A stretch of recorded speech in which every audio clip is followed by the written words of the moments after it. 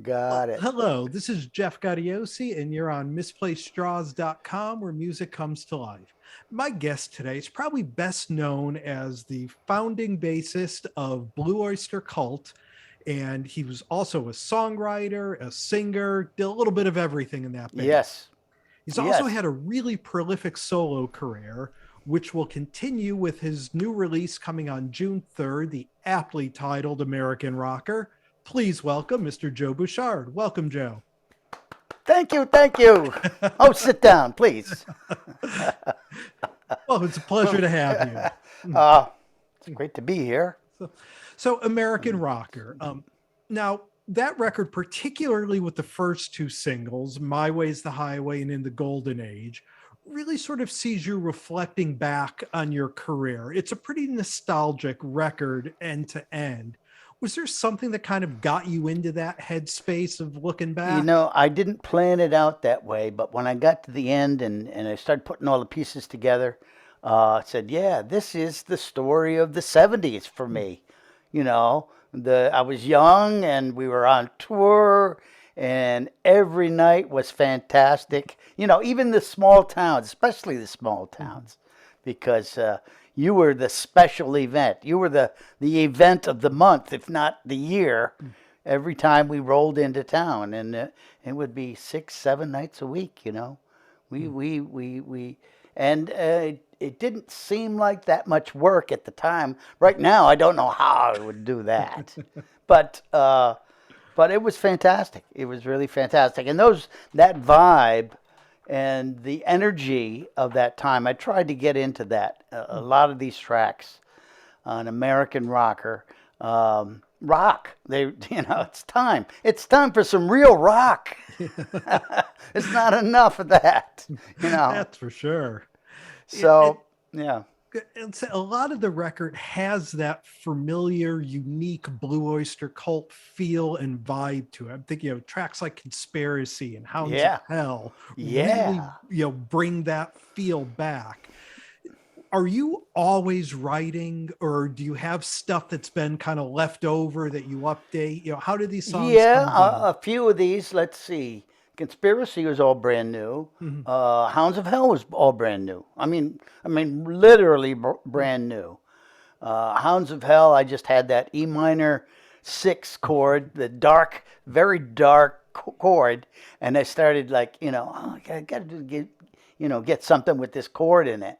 And the next thing you know, the groove is happening, and I didn't know what I was going to do with it. And then I decided, well, I'll just do a recitation Mhm. and then have a singing chorus. Mhm. Recitation, singing chorus. It was all, structurally, it was all making sense. Mhm. And it kind of took me back to my days on the farm. I grew up on a farm in upstate New York. And, there's certain nights when the moon would be full and you'd hear all the animals out in the backwoods. And I'm thinking, yeah, the Hounds of Hell. Why not make this really, really dark and mysterious? And then, of course, because of the pandemic, we're watching a lot of these binge watching these crime dramas and guys in prison.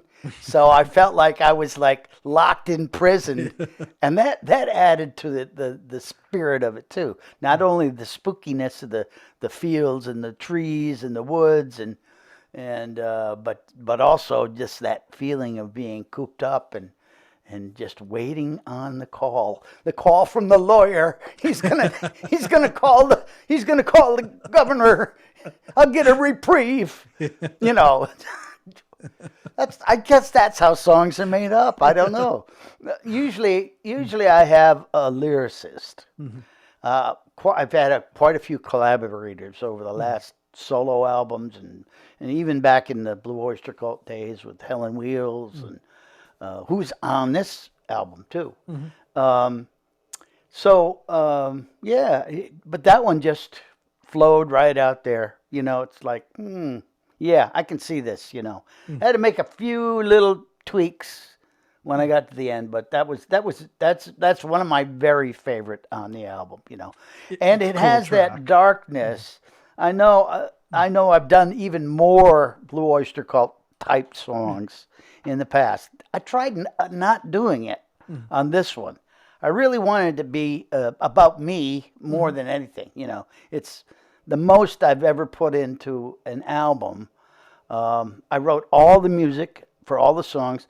2 of the songs have outside lyricists. John Shirley, who is a science fiction writer, and he's written most of the lyrics for the later day Blue Oyster Cult on the last 3 albums they've done. And you know, we've just become friends over the last couple of years, and he sends me stuff. It's amazing, you know. So I put one of his songs on this thing called "Devils in the Details." Beautifully, that one he sent for a song that I wrote for an earlier album, but it didn't fit.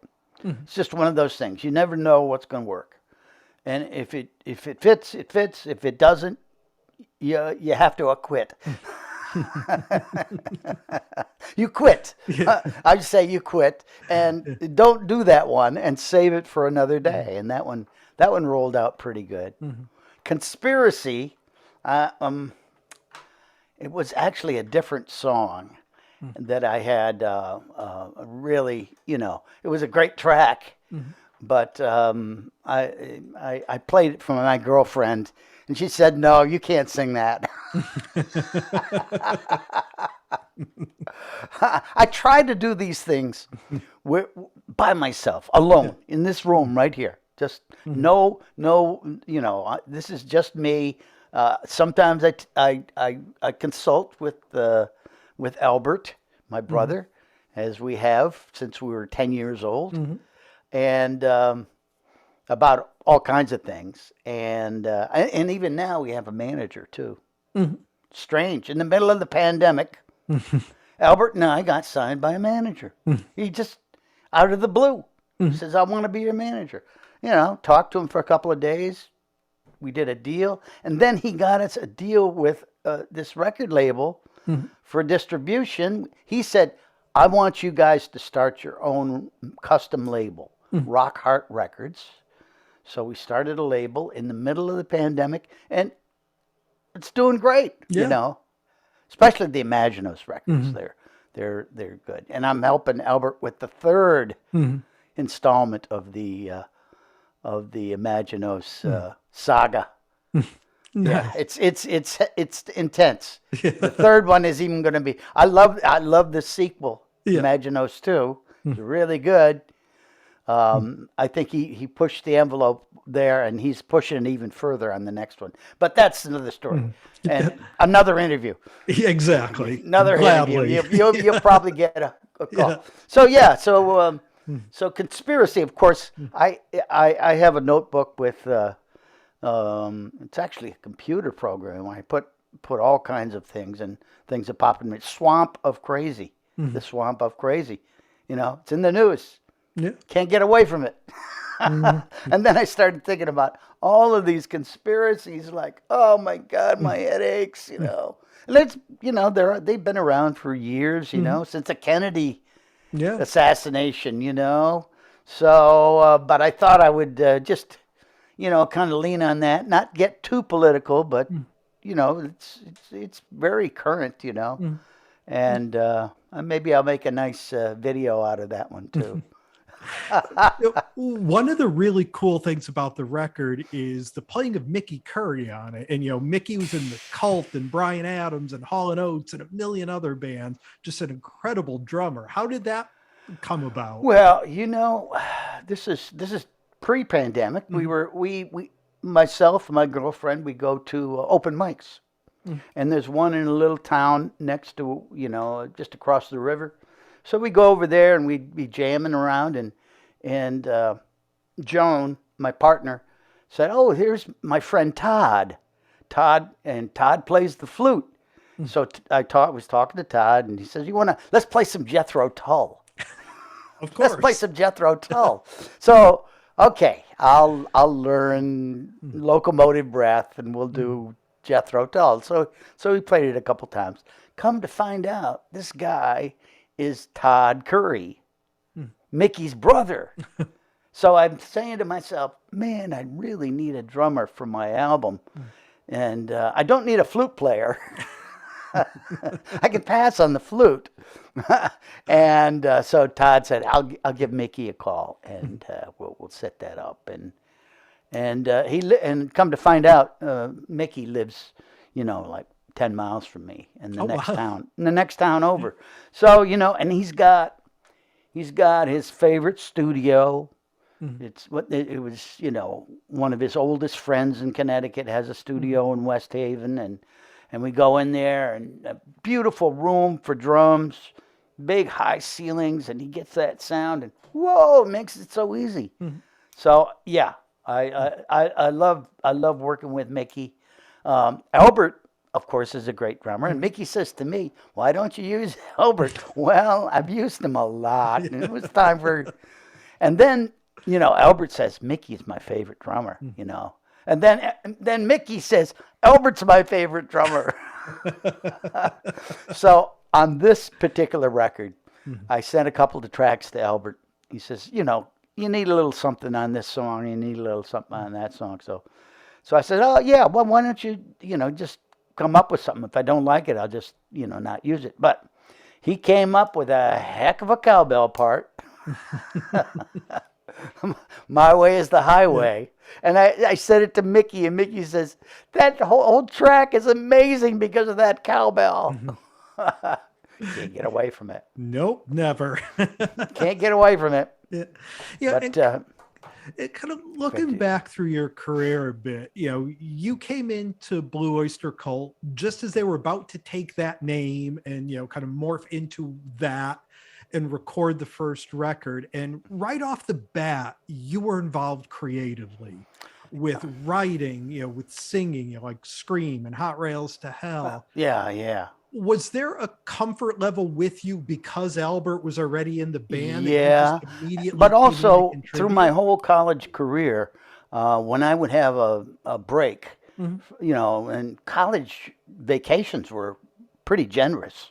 I was at Ithaca College studying music, and during my breaks from college, I would go to the band house and live there for a week. It was, where did I sleep? I guess I slept on a couch somewhere. They had a house on Long Island, nice rambling Tudor, in a very nice neighborhood. We were the scourge of that neighborhood. No, don't go looking for it. They tore it down. They built a McMansion there. But yeah, that was really good. So they all knew me. In fact, when they came up, they were doing a tour of upstate New York, and I booked them a couple of shows, one in Ithaca, and they would be up there, and I'd sit in with them. They slept on my couch in my fraternity house. So yeah, I felt very comfortable, but also I loved the idea that it was a real good songwriting team. Sandy Pearlman, Richard Meltzer, and all the guys in the band wrote music, and they had high standards. They weren't gonna, put out commercial crap.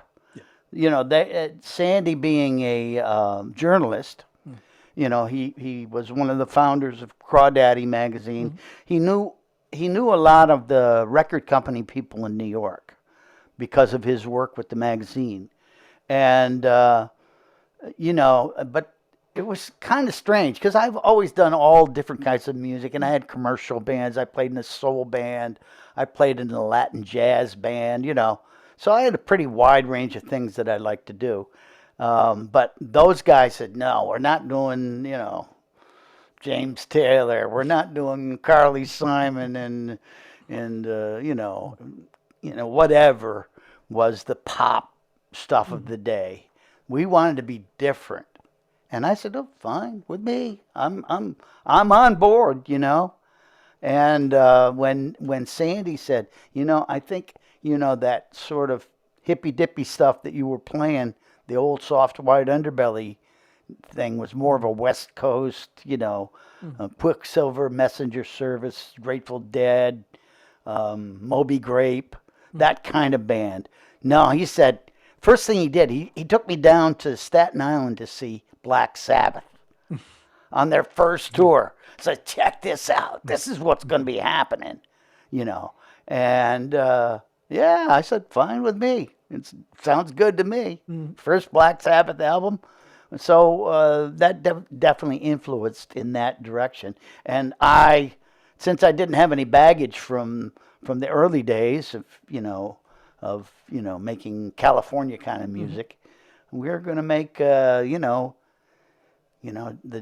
harder edge stuff, and that was fine with me. I enjoyed it, and it's paid off. The catalog just is evergreen. It's still as popular, more popular than it was even now. And maybe it was because of Sandy's influence, and not letting us, keeping the bar high in the stuff we recorded. I mean, I didn't like a Hot Rails to Hell. I didn't know. I didn't know if that was any good at all. I scribbled something down in my book. I came in. I just said, "Here, guys," playing as fast and as I could. And Sandy comes in. He says, "Wow, that sounds like Hot Rods to Hell." And there was a movie called Hot Rods to Hell.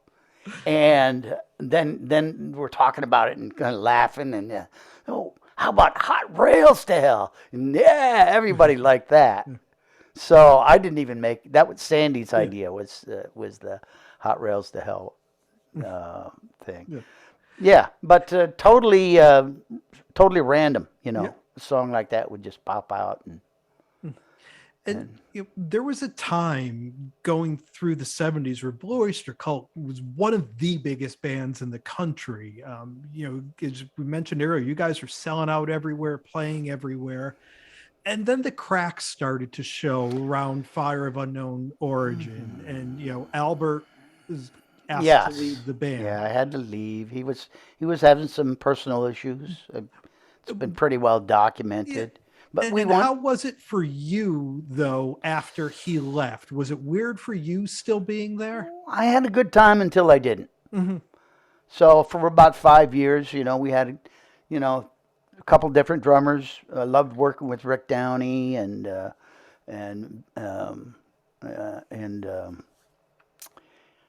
Wilcox, Willie Wilcox's brother, and Tommy Price. Tommy Price played on the albums. But these other guys were our touring drummers, and I loved it. Still loved it. I mean, the dynamic changed a lot, and Albert has a real knack of arrangement, and did a lot of the arranging, and we didn't really understand that. We figured, well, we'll just do it ourselves. But there's just something about his approach to arranging that had a lot to do with those early albums. And we soldiered on, and there's some nice, really nice tracks. But when you have that magic of that songwriting team, I mean, Alan was out of the band, then he was back in the band.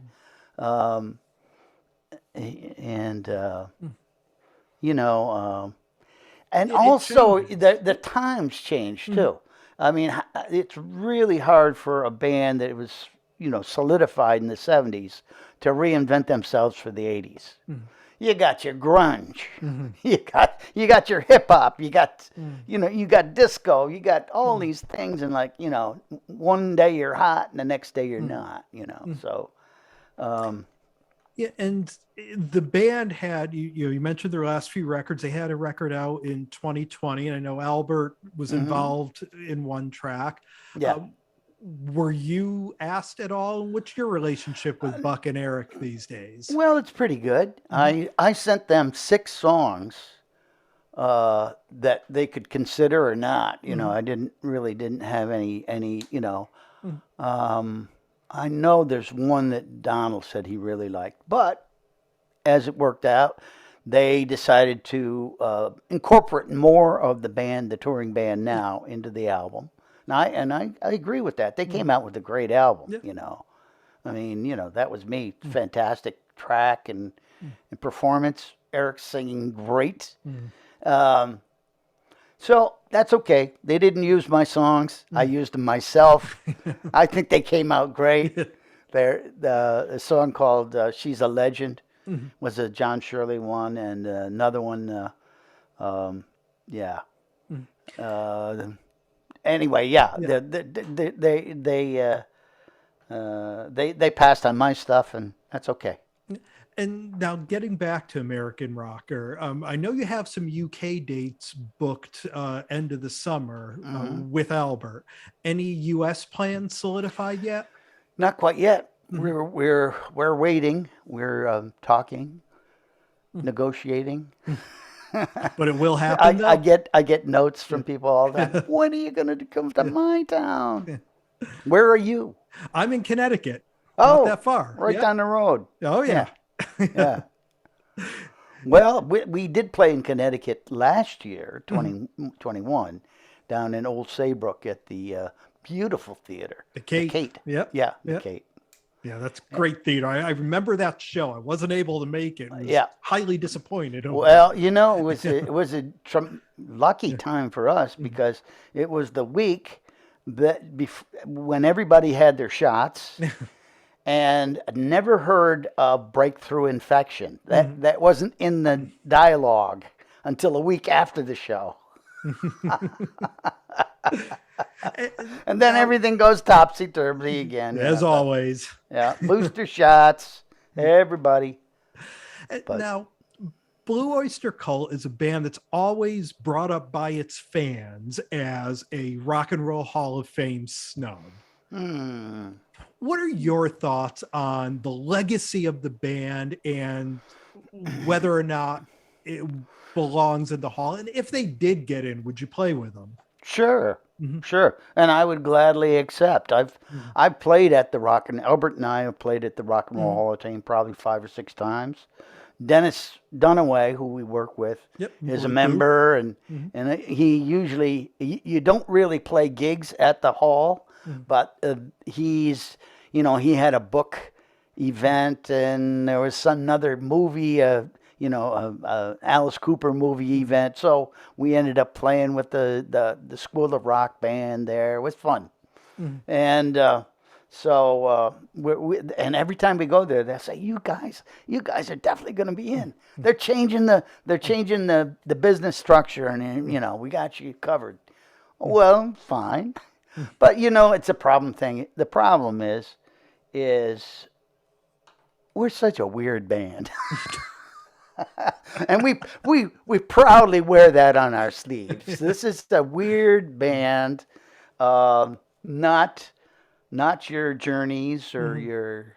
Are they in? Yes, no. Journey is. Yep. Okay, so you know what I mean. Yeah. You know what I mean. Yeah, we proudly are definitely on the weird side. I mean, if we had cranked out as many hits as Elton John. The Elton Cult.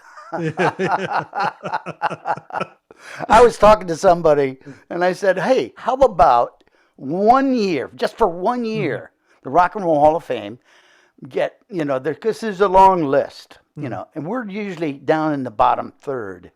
So why not just induct all the people on the bottom third and get it over with, and then go back to the way it was? Yeah. Just for 1 year." There you go. See, there's a way out of this. You clean off the list all at once. No more controversy. No, when it first started, it was so perfect because all of those legends really needed to be. It was easy. It was easy. Chuck Berry, Fats Domino, Little Richard, Beatles, Stones, Beach Boys, you know. But now it gets harder because, you know, there's some weird ones like us. Yeah, one of these years we'll have Ted Nugent, Blue Oyster Cult. Styx, REO. Styx, REO. Oh man, all the bands we used to play with. Yeah. Well, we've been spending some time here today with Joe Bouchard. The new record is called American Rocker. It's out everywhere on June 3rd. I know you got some cool bundles and packaging available on your website that everyone can go and check out and order the record. It's a fun record. It's a great summer record. It has you singing along to it, which is probably the biggest compliment I could give. Is when it ended, I was still singing some of the songs in my head. Cool. Excellent. I appreciate you going through the tracks too, and you know. Well, Joe, thank you so much for taking the time to do this. Look forward to definitely catching you and Albert on the road this time around. Yeah, come and see us. Maybe we'll be back at the Cape. You got it, my friend. Knock thank on you wood. so much. All right, thank you. Great talking to you.